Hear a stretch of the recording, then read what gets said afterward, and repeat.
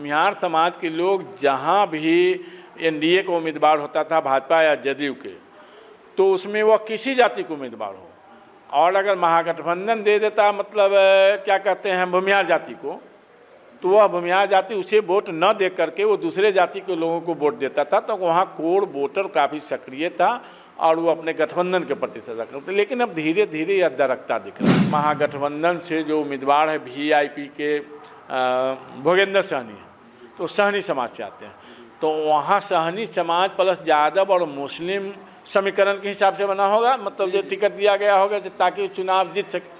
लेकिन वहाँ जो स्थिति दिख रही है, उस स्थिति में क्या है, जो मुस्लिम समाज से एक आफ्ताब आलम है, वह काशीराम से जुड़ी एक पार्टी से चुनाव लड़ रहे हैं।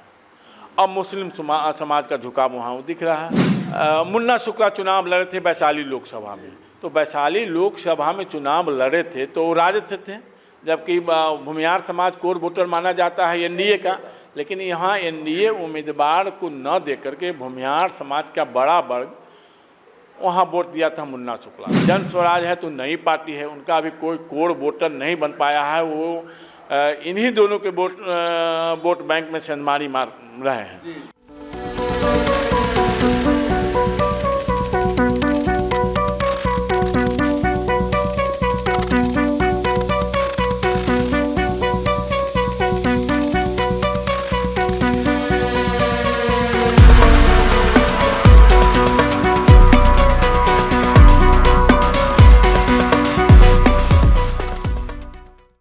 नमस्कार, आप देख रहे हैं फर्स्ट लुक बिहार और मैं हूं राजेश। 2025 का विधानसभा चुनाव कई मायने में अलग दिख रहा है। इस बार यह देखा जा रहा है कि कहीं न कहीं पार्टियों का जो कोर वोटर है वह दरक रहा है। इसी पर बात करने के लिए हमारे साथ आज मौजूद हैं वरिष्ठ पत्रकार रविंद्र कुमार सिंह। आइए हम बात करते हैं इनसे और जानते हैं कारण क्या है। देखिए, आपने ठीक ही कहा है, जो 2025 का जो बिहार विधानसभा चुनाव होने जा रहा है उसमें दोनों गठबंधन है, उसका जो कोर वोटर है वो दरकता हुआ दिख रहा है। इसके कई कारण हैं, कहीं क्षेत्रीय कारण है, कहीं उम्मीदवारी कारण है, कहीं अन्य कई फैक्टर जो काम करता है। और यह लगभग पिछले चुनाव से ही कुछ न कुछ एक तरह से कहीं नींव डाली गई, जो अब धीरे धीरे वो बढ़ता जा रहा है। जैसे अब देख लीजिए, एनडीए के कोर वोटर में अपर क्लास के लोग, बैस क्लास के लोग मतलब उसके कोर वोटर माने जाते हैं। और फिर अगर गठबंधन हो गया, मतलब गठबंधन में आ जाता है, जैसे चिराग पासवान आ जाए तो पासवान जाति के उनका लोग है, वो भी उसमें शामिल हो जाते हैं, तो अलग अलग जातियों का वोट उसमें सम्मिलित होता है। लेकिन एनडीए का जो मेन कोर वोटर माना जाता है उसमें अपर क्लास के लोग और बैस जाति के लोग, समाज के लोग आते हैं, जो उसके कोर वोटर माने जाते हैं। इसी तरह महागठबंधन में है, महागठबंधन में खास करके जो राजद यहाँ है बिहार में प्रभावी, उसका माई समीकरण है, मतलब वो यादव और मुस्लिम समीकरण है, तो उसका कोर वोटर माना जाता है। कोर वोटर के अलावे जो भी दल या वहाँ के जो प्रत्याशी हैं उनके, वो अगर दूसरे में सेंधमारी कर लेते हैं तो चुनाव जीतने में सफल हो जाते हैं। और जिसके कोर वोटर में सेंधमारी हो जाता है उसको नुकसान होता है। अब देखिए कहाँ कहाँ दिख रहा है। अब हम जैसे चले जाए, आप उत्तर बिहार में देख लीजिए, एक बाजपट्टी विधानसभा क्षेत्र है, तो बाजपट्टी जैसे वहाँ एमआई समीकरण है, लेकिन वहाँ हुआ है क्या, इस बार यादव जाति के लोग जो वहाँ से मुकेश कुमार करके हैं, मुकेश कुमार राय है, तो वो मतलब महागठबंधन के उम्मीदवार है राजद। और एनडीए में क्या हो गया है, जो उपेंद्र कुशवाहा की पार्टी जो है राष्ट्रीय लोकतांत्रिक मोर्चा, उसमें रामेश्वर महतो है, उनको दिया गया। अब जन स्वराज वहाँ क्या किया है, जो जन स्वराज एक जो आजम हुसैन अनवर है, उनको टिकट दिया गया। आजम हुसैन अनवर बहुत ही प्रभावशाली परिवार से आते हैं, मुस्लिम समाज के। वहाँ से एक अनवारुल हक सीतामढ़ी से हुआ करते थे। अनवारुल हक का नाम मुस्लिम समाज में अनवार साहब के नाम से लोग जाना जाता था। उनका एक बहुत ही बड़ा प्रभाव था। वो जहाँ से भी चुनाव लड़ जाते थे तो मुस्लिम समाज एकजुट होकर के उन्हें वोट देता था। मुस्लिम समाज में इस तरह का उनका ही था। तो उन्हीं का पुत्र है आजम हुसैन अनवर, तो वो जन स्वराज से आ गए हैं। आप वहाँ देख लीजिए, एमवाई समीकरण वहाँ टूटता दिख रहा है। वहाँ क्षेत्रीयकरण हो गया, वहाँ उसका कहना है जो भाई मुस्लिम समाज का कहना है जो हमारी इतनी संख्या, अधिक संख्या है, उसके बाद हमको उम्मीदवार नहीं बनाया जा रहा है। तो इस स्थिति में क्या किया है, जो जन स्वराज के जो उनके उम्मीदवार है आजम हुसैन अनवर, उनके प्रति भागता हुआ दिख रहा है, उनके प्रति उनका झुकाव दिख रहा है, मतलब मुस्लिम समाज का। वहाँ बताया जाता है जो मुस्लिम समाज का वोटर किसी भी एक जाति में सबसे अधिक है। यहाँ तक कि माना जाता है जो वहाँ मुस्लिम वोट 80-85 हज़ार एक विधानसभा में मुस्लिम वोट की संख्या लोग आकलन करते हैं। तो उस स्थिति में बहुत भारी भरकम स्थिति में वहाँ, तो वहाँ वो वोट दरकता दिख रहा है, वहाँ MY समीकरण वहाँ दरकता दिख रहा है। जैसे ही वो वोट दरकेगा, हाँ दरकेगा तो वहाँ महागठबंधन को नुकसान पहुँचना है। और यही स्थिति लालगंज में भी, हाँ यही स्थिति जैसे लालगंज में भी है। तो लगभग हर जगह कुछ क्षेत्रवाई अलग अलग है, लेकिन अब दरकता पहले की स्थिति में नहीं होता। पहले की स्थिति में जो कुछ पहले 2-3 चुनाव पहले की बात थी, उसमें जो कोर वोटर था वो किसी हालत में वो जो गठबंधन के उम्मीदवार, अपने पार्टी गठबंधन के उम्मीदवार को ही वह वोट जाता। लेकिन अब वो चीज़ नहीं है। अब जैसे अब आपको बता देते हैं, भूमिहार समाज के लोग जहाँ भी NDA का उम्मीदवार होता था, भाजपा या जदयू के, तो उसमें वह किसी जाति को उम्मीदवार हो, और अगर महागठबंधन दे देता, मतलब क्या कहते हैं भूमिहार जाति को, तो वह भूमिहार जाति उसे वोट न दे करके वो दूसरे जाति के लोगों को वोट देता था। तो वहाँ कोर वोटर काफ़ी सक्रिय था और वो अपने गठबंधन के प्रति सजा करते। लेकिन अब धीरे धीरे यह दरकता दिख रहा है। अब जैसे आप देख लीजिए, मुन्ना शुक्ला चुनाव लड़े थे वैशाली लोकसभा में, तो वैशाली लोकसभा में चुनाव लड़े थे तो वो राजद थे, जबकि भूमिहार समाज कोर वोटर माना जाता है NDA का। लेकिन यहाँ NDA उम्मीदवार को न दे करके भूमिहार समाज का बड़ा वर्ग वहाँ वोट दिया था मुन्ना शुक्ला का, तो वहाँ भी दरका था। अब इसी तरह हम अन्य जगहों की बात करें, जैसे अब चले आइए औराई विधानसभा में जो अभी दिखने को मिल रहा है। औराई विधानसभा में क्या कहते हैं, महागठबंधन से जो उम्मीदवार है VIP के भोगेंद्र सहनी है, तो सहनी समाज से आते हैं। तो वहाँ सहनी समाज प्लस यादव और मुस्लिम समीकरण के हिसाब से बना होगा, मतलब जो टिकट दिया गया होगा ताकि चुनाव जीत सके। लेकिन वहाँ जो स्थिति दिख रही है, उस स्थिति में क्या है, जो मुस्लिम समाज से एक आफ्ताब आलम है, वह काशीराम से जुड़ी एक पार्टी से चुनाव लड़ रहे हैं। अब मुस्लिम समाज का झुकाव वहाँ दिख रहा है, और वहाँ भी मुस्लिम समाज का यह तर्क है कि भाई हमारा संख्या हमारा यहाँ सबसे अधिक है एक जाति में, लेकिन हमको कभी भी तरजीह नहीं दिया गया है। और एक बार तरजीह भी दिया गया, माले ने टिकट भी दिया मुस्लिम समाज को, तो वहाँ यादव समुदाय के लोग उनको वोट नहीं दिए। तो वहाँ लोकल फैक्टर हो गया, जिसके कारण वहाँ मुस्लिम समाज को वोट नहीं मिला और उसका नुकसान मतलब महागठबंधन को भुगतना पड़ा।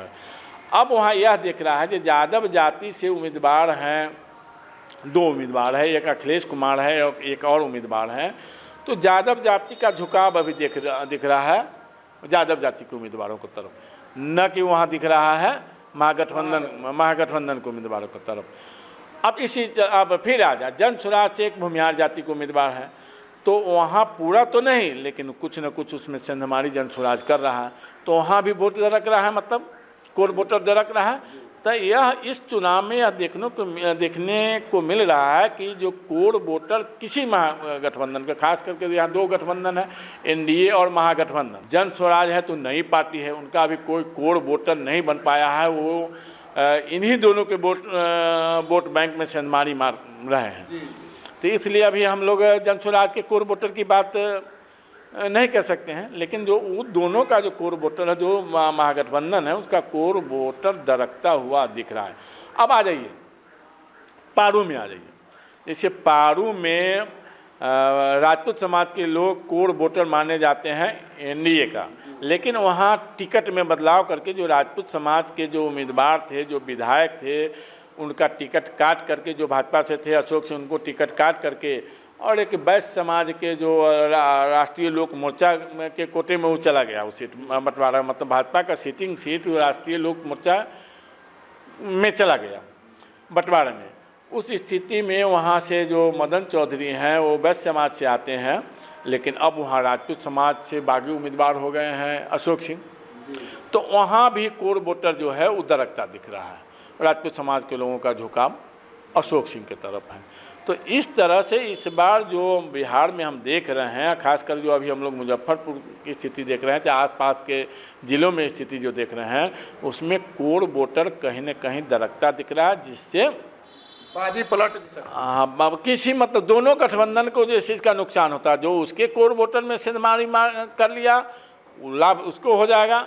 मतलब दोनों अब इस समय यह भी देखा जा रहा है कि दूसरे के कोर वोटर में कैसे सेंधमारी करें, इस पर दोनों गठबंधन लगा हुआ है। इस स्थिति में साफ साफ दिख रहा है कि अभी इस बार जो कोर वोटर है दोनों गठबंधन का वो दरकता हुआ दिख रहा है। उस स्थिति में यह नहीं है कि किसी गठबंधन को नुकसान होगा, जहां जिसका ज़्यादा दर का वहाँ उसका जैसे नुकसान जैसे हो सकता है। अब देख लीजिए, एक तो हम लोग पारू की बात की हैं, अब रिएक्शन भी लोकल हो रहा है। लोकल रिएक्शन यह हो रहा है जो अब वहाँ जो कोर वोटर में बैस अपर क्लास के लोग जो एनडीए के कोर वोटर हैं, और वहाँ राजपूत जाति के उम्मीदवार, राजपूत जाति से जो अशोक सिंह है वो निर्दलीय बागी उम्मीदवार हो गए हैं भाजपा से। तो उस स्थिति में अब वहाँ जो मदन चौधरी हैं तो बैस समाज से हैं, वो भी एनडीए के हैं।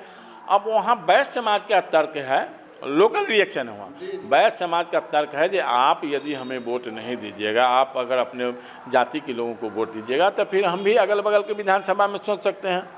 तो वहाँ लोकल फैक्टर के कारण एक अलग नुकसान कोर वोटर, हाँ, अलग नुकसान होता दिख रहा है। अब जैसे आपको बता दें कि राजद ने कुढ़नी विधानसभा में कुशवाहा समाज के जो बबलू कुशवाहा हैं उनको टिकट दिया है। अब वहाँ कुशवाहा समाज भी एक तरह से जो जदयू है उसका कोर वोटर माना जाता है। तो उस स्थिति में वहाँ भी कुशवाहा समाज का वोट दरकता दिख रहा है। वहाँ एनडीए से उसका वोट दरक करके और कुशवाहा समाज का वोट महागठबंधन में जाता दिख रहा है, वो राजद उम्मीदवार के पक्ष में जाता दिख रहा है, अपना जातीय उम्मीदवार के पक्ष में जाता दिख रहा है। तो धीरे धीरे आपको देखने को यह मिलेगा। दूसरी बात सर यह भी है कि वहाँ अबोसा के खड़ा हो जाने के कारण वैस वोट भी, या तो मतलब बागी उम्मीदवार है तो वहाँ बैस उम्मीदवार हैं ही, तो उसमें मान लीजिए जो बैस उम्मीदवार है फिर दूसरे बैस उम्मीदवार हो गए हैं तो मतलब जातीय है और व्यक्तिगत है। हाँ, व्यक्तिगत है, तो उसमें भी मान लीजिए जो ही मतलब करेगा तो कोर वोटर में सेंधमारी होगा। अब आ जाए हम लोग यहाँ बगल में, अब बोचहा का देख लीजिए। बोचहा में देख लीजिए, जो बोचहा का जो स्थिति है, तो बोचहा में क्या है, जो पासवान जाति के वोट, चिराग पासवान का कोर वोटर माने जाते हैं, लेकिन वहाँ जो राजद के उम्मीदवार है वो पासवान जाति से हैं, तो वहाँ भी कोर वोटर दरकता दिख रहा है। उसका लाभ वहाँ महागठबंधन को दिख रहा है। और वहाँ कुछ लोकल फैक्टर के कारण जो एनडीए का कोर वोटर जो कभी घिसकने वाला नहीं देखता था, भूमिहार जाति का वोट, उसमें भी टूटता हुआ दिखाई दे रहा है। तो इस तरह से इस बार जो हम लोग देख रहे हैं उसमें यह लग रहा है जो बिहार विधानसभा चुनाव में इस बार जो कोर वोटर है वह स्थिर नहीं है। कोर वोटर में भी दरकाव दिख रहा है और यह दोनों गठबंधन में दिख रहा है, महागठबंधन में भी और एनडीए में भी कोर वोटर दरकता दिख रहा है। तो इसी तरह से लगभग यह स्थिति करीब करीब बिहार के हर विधानसभा में, लगभग अधिकांश विधानसभा में देखा जा रहा है। इस बार कोर वोटर दरक रहा है, जिसके कारण यह आकलन कर न पाना लोगों को मुश्किल हो जा रहा है। जो भी समीक्षक है उनके सामने भी एक मुश्किल सा दिख रहा है कि इस बार स्थिति बिहार में क्या होगी और कौन सा दल, कौन मतलब गठबंधन सत्ता में आ सकता है। तो स्थिति यहाँ कुछ अजब सा दिख रहा है। कुल मिलाकर दोनों गठबंधन के कोर वोटर के दरकने के कारण इस बार बिहार विधानसभा के चुनाव में कांटे की टक्कर दिख रही है। बाजी किसके हाथ लगेगी यह अभी कहना मुश्किल है। देखते रहिए, हमारे साथ बने रहिए। हम फिर आपसे अगले खबर के साथ मिलेंगे। तब तक के लिए नमस्कार।